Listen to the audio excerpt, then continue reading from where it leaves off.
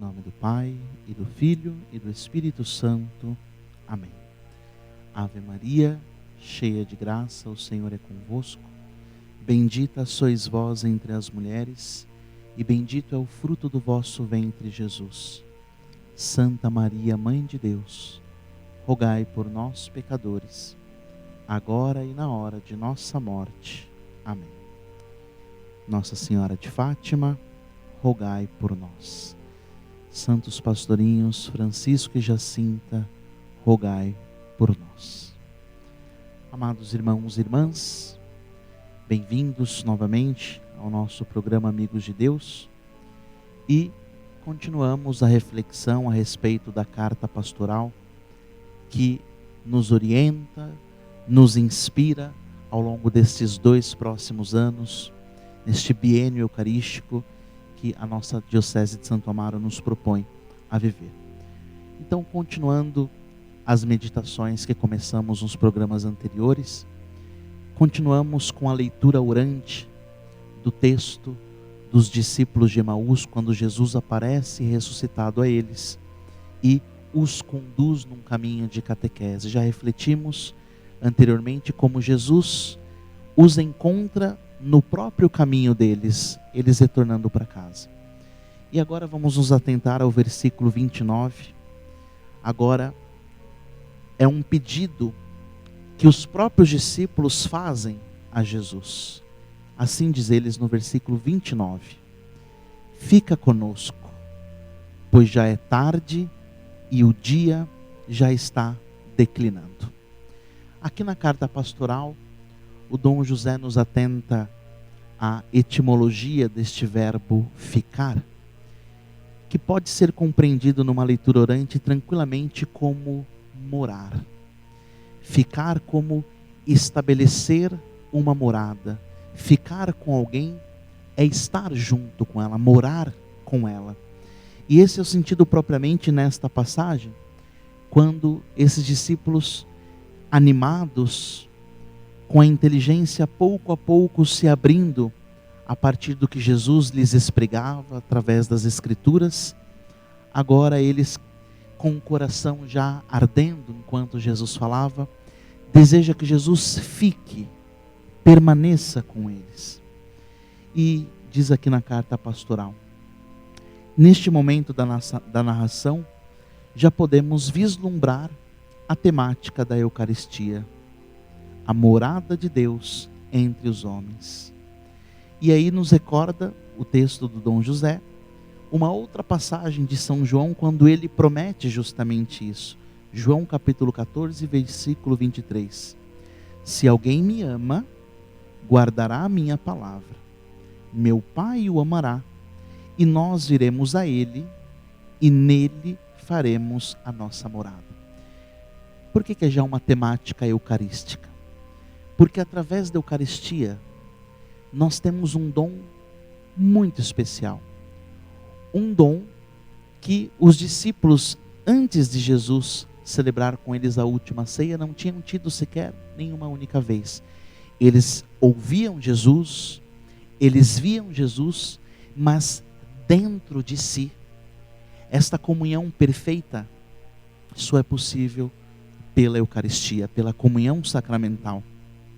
E é quando se cumpre aquilo que Jesus anuncia, e São João nos recorda: meu Pai o amará, aquele que guarda a sua palavra.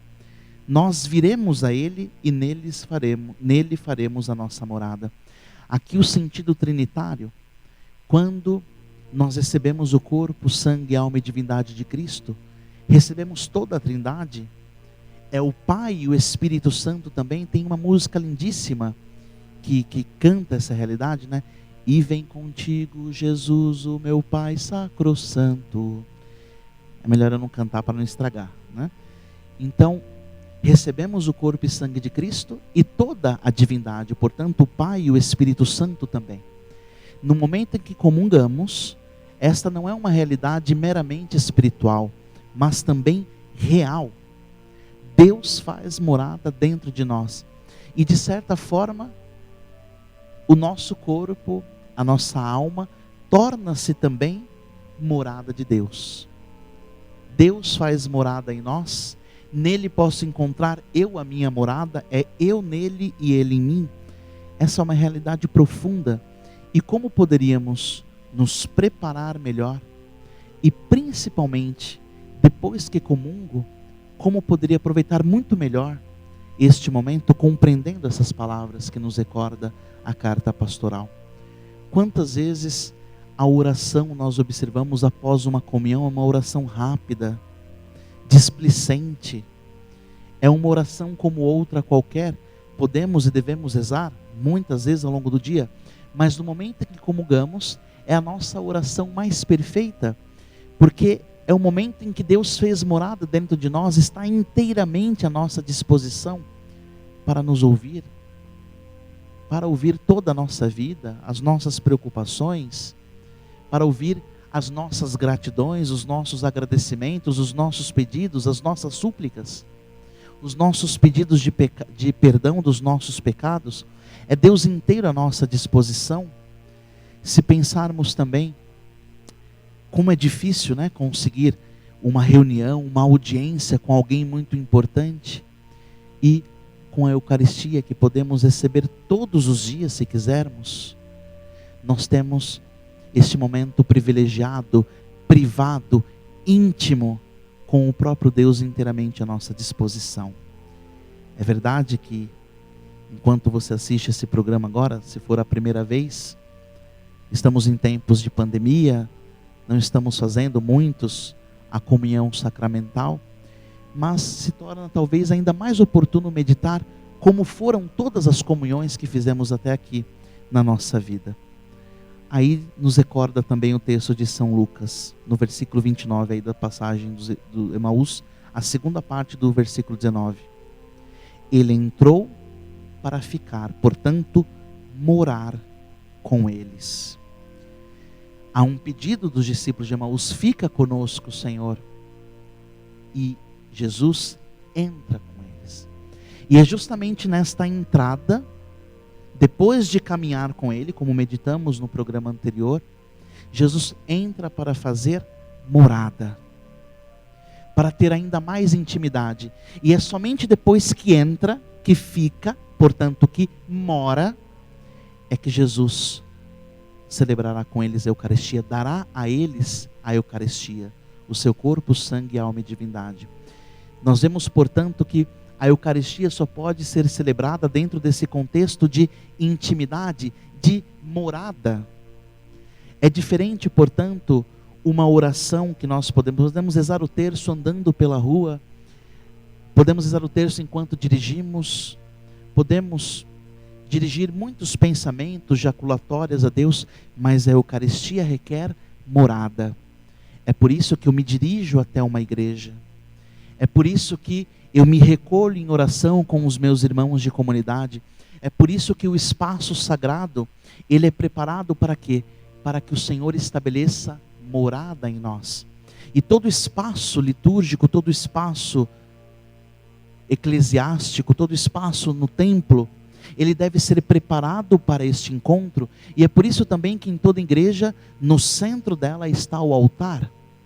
Porque o altar será o local onde Jesus inicialmente vem, até que faça a morada definitiva dentro de cada um de nós. Quão profundas são essas palavras que podem nos passar desapercebido. Aí diz assim a carta pastoral: até aqui damos-nos conta do porquê Jesus teve que preparar os discípulos para esse momento sagrado, através das passagens bíblicas, para reafirmar que o projeto de Deus de salvar a humanidade através de seu Filho vem desde o princípio. É por isso que antes de estabelecer a morada, o Senhor teve que ir abrindo a inteligência deles, como meditamos no último programa, refletindo a palavra, o Senhor explicando tudo, desde o Antigo Testamento, desde os profetas, para que eles compreendessem qual era a missão do próprio Cristo, de redimir a humanidade. Então, para que esta morada seja uma morada de intimidade, para que a comunhão, portanto, seja bem feita, nós devemos cultivar também a meditação da palavra de Deus. E é por isso que se expressa tão perfeitamente na Santa Missa. antes de recebermos o corpo e o sangue do Senhor, nós ouvimos a sua palavra. Primeira leitura, o salmo, a segunda leitura, o evangelho, depois a homilia do padre, que como meditamos na semana anterior, deve ser uma explicação, uma leitura orante, uma meditação daquela palavra trazida naquele dia, antes, portanto, de receber Jesus dentro de nós. A intimidade é provocada ou inspirada por esta palavra. A mesma dinâmica Jesus fez com os discípulos de Emaús. Analogamente, podemos dizer que Jesus celebrou uma missa inteira, não foi somente a ceia, e é por isso que é errado, por exemplo, se você fosse à missa e por pressa ou qualquer motivo, qualquer justificativa, não, hoje não vai ter liturgia da palavra, o padre vai fazer só oração eucarística e vai ser válido do mesmo jeito. Não, não pode, porque a missa é uma realidade única, e esta morada que será estabelecida no momento em que comungarmos, começa quando ouvimos a palavra de Deus e assim nos preparamos. Depois, nós percebemos, os discípulos vão dizendo que o dia está declinando. Fica conosco, Senhor, pois já é tarde e o dia já vem declinando. Podemos meditar muito, né? E esse é o segundo tempo, vamos assim dizer, e também o último deste programa. O que significa esse dia que já está declinando? Aqui o Dom José nos atenta a um olhar sobre o que está acontecendo no mundo à nossa volta. E neste tempo de pandemia, isso é citado aqui na carta, talvez nós estamos percebendo mais o declínio da humanidade, percebemos o quanto é frágil a nossa vida, percebemos que como um inimigo invisível, minúsculo, o menor dos seres vivos pode destruir e parar o mundo inteiro. E aí nos damos conta de tanta coisa, mas será que este dia da humanidade já não vem declinando há muito tempo? Quantos outros vírus já estão completamente impregnados na nossa sociedade e nem sequer nos damos conta? Diz aqui o texto pastoral, e é uma realidade que não precisamos fazer nenhum esforço, porque tocamos todos os dias. O vírus da droga, o vírus do tráfico, do álcool. Será que são poucas as vítimas dessas realidades? E o que dizer dos assassinatos? Quantos morrem todos os dias no nosso Brasil? E infelizmente já nem sequer mais é notícia, porque nos acostumamos com estes vírus, a tal ponto que não é mais considerado digno de interesse. Quantos vírus como o HIV, que anos atrás teve um índice de mortalidade imenso, quantos artistas, quanta gente que conhecemos que faleceram desse vírus, e talvez porque a medicina encontrou uma maneira de que essas pessoas possam viver até normalmente. Será que deixou de ser temido este vírus? A promiscuidade e a sexualidade humana completamente banalizada, muito instrumentalizada, sem a sua finalidade específica de amor, de comunhão, de entrega, de cumplicidade.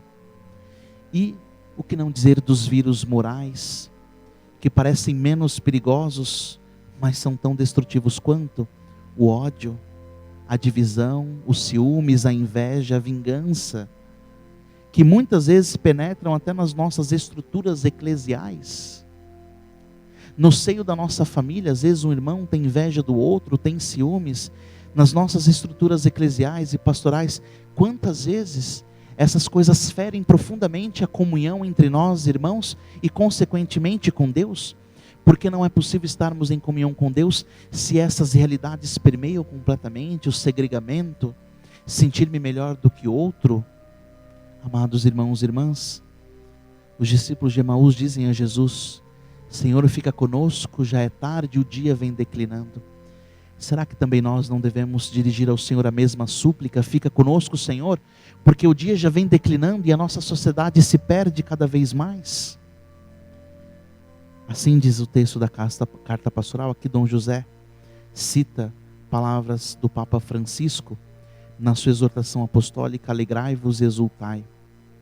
Diz o Papa: envenena-nos com ódio, a tristeza, a inveja, os vícios, e assim, enquanto abrandamos a vigilância, ele, o inimigo, o demônio, aproveita para destruir completamente a nossa vida, as nossas famílias e as nossas comunidades, porque como um leão a rugir, vos rodeia procurando a quem devorar. Citando aqui a Sagrada Escritura, primeira carta de São Pedro, capítulo 5, versículo 8. Irmãos e irmãs, Dom José nos recorda também nessa carta pastoral, o demônio conseguiu uma realidade que seria completamente impensável tempos atrás. Ele conseguiu nos convencer de que ele não existe. Porque junto com o ateísmo, a não crença em Deus, tem também justamente a crença de que o diabo não existe. Quantas coisas nós somos acostumados a pensar que não existe, que o mal é uma realidade, o mal está dentro de cada um, e não conceber o mal como aquilo que é realmente na Sagrada Escritura. O mal é um ser pessoal, é o próprio demônio, o Satanás, chame lá como você quiser. A Escritura dá vários nomes, mas é aquele que divide. E quantas dessas coisas do nosso dia que declina na nossa sociedade, nem sequer nos damos conta mais.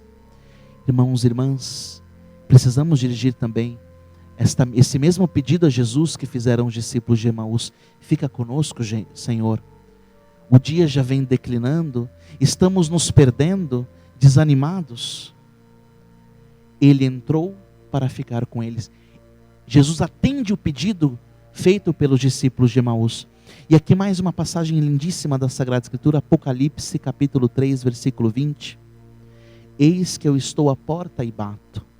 Se alguém ouvir a minha voz e abrir a porta, eu entrarei em sua casa e tomarei a refeição com ele e ele comigo. Tem uma imagem muito bonita que com certeza todos nós já vimos em algum quadro, em alguma imagem ou pintura, Jesus batendo a porta, né? Mas esse sentido mais uma vez de fazer morada. Eis que eu estou à porta e bato. Jesus procura abrigo nos corações, só que ele não invade, ele bate na porta. Se abrirmos, ele entra e faz morada conosco. Veja como Jesus nos eucaristiza, vamos assim dizer. Faz conosco essa comunhão. Amados irmãos e irmãs, tudo isso podemos viver na missa de um modo tão particular. E aí São José nos traz aqui uma reflexão bonita de uma das respostas que nós damos na Santa Missa, que também é bíblica. Senhor, eu não sou digno de que entres na minha morada. Essa é a palavra que o centurião dirige a Jesus, em Mateus capítulo 8, versículo 8. Antes que Jesus efetivamente entre na nossa vida, que recebamos a comunhão, nós dizemos, o Padre diz, eis o Cordeiro de Deus que tira o pecado do mundo. Neste momento nós reconhecemos a nossa indignidade. Senhor, eu não sou digno de que entres na minha morada, mas dizei, não é eu que direi, é Deus que dirá uma palavra e nós seremos salvos. É a palavra de Deus que nos salva. Amados irmãos e irmãs, às vezes tem pessoas que mas eu não sou digno de comungar, então hoje eu não vou comungar porque não estou me sentindo bem. Não, dignos nunca somos, nem sequer quando estamos em estado de graça. É Deus quem nos torna dignos. É claro que devemos preparar esta morada, não vamos receber visita tão ilustre e importante com a casa suja e bagunçada. Vamos falar disso no próximo programa, da importância do sacramento da confissão para uma boa comunhão. Mas não pensemos que uma comunhão nos torna dignos. Quem pode ser digno? Nem o mais santo dos homens e das mulheres pode ser digno de ter Deus dentro de si. No fundo é uma grande graça, é o Senhor quem vem a nós. Amados irmãos e irmãs, aí nos recorda aqui as palavras do Papa Bento XVI. Sacramento da caridade. Uma catequese autêntica do sentido da Eucaristia não pode ser separada da proposta de um caminho de penitência. Este reconhecimento da nossa indignidade é muito importante, porque é verdade, são muitos os irmãos e irmãs que por qualquer motivo não podem ainda comungar, não estão ainda na plena comunhão. Será que quem está é mais digno? Na verdade ninguém é digno. E esta certeza de que a Eucaristia é uma graça, é fundamental para uma boa comunhão. Deus quem me torna digno. Ele quem toma a iniciativa. Veja, recordando agora o tema passado. Jesus vai ao encontro dos discípulos de Emaús, enquanto eles voltavam para casa, põe-se em caminho com eles. Jesus vem no nosso caminho, vem no nosso mundo, nos fala de um modo que possamos compreender, nos revela as Escrituras, vai abrindo lentamente as nossas inteligências. muitas vezes atribuladas, angustiadas pelas vicissitudes deste mundo. E quando nós reconhecemos com a inteligência pouco a pouco se abrindo, nos damos conta do quanto precisamos da sua presença para viver neste mundo que declina. Reconhecemos a nossa indignidade. Reconhecer a nossa indignidade não é simplesmente um ato de humildade, é também um ato de humildade, mas é sobretudo um ato de adoração a Deus, porque me reconheço indigno, não porque somente reconheço o que sou e como sou, mas porque estou começando a ver Deus tal como Ele é, grandioso, perfeito, santo, majestoso, Rei e Senhor. Mas tudo isso na simplicidade que vem até a mim. E aqui, finalizando, reconhecer essa indignidade é importante para compreendermos este dia que declina. Aqui, Dom José cita o filósofo Nietzsche, que diz assim: romper os grilhões da metafísica, da moral e da religião, e em particular deve primeiramente eliminar toda e qualquer ideia de Deus.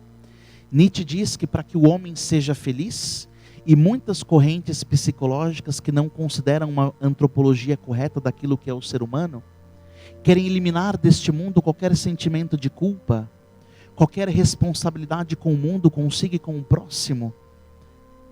Oriundas dessa filosofia, e tantas outras que vêm a partir dela e de anteriores a essa, que para o homem ser feliz, a primeira coisa que ele deve fazer é eliminar completamente a ideia de Deus. Como se para se realizar na plenitude daquilo que se deve esquecer completamente que Deus existe. É um mundo doente que nós vivemos. Aqui finalizo lendo as palavras da exortação da carta pastoral do Dom José.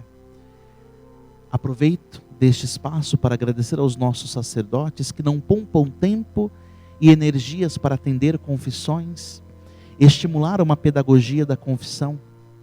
Talvez seja necessária uma boa preparação dos nossos fiéis para que o momento penitencial seja vivido em profundidade, antepondo-se a um exame de consciência bem feito que não se limite a levar o penitente a declarar coisas superficiais ou pecados que já foram perdoados, mas que procure focar nas raízes do mal cometido, acompanhado por um verdadeiro arrependimento.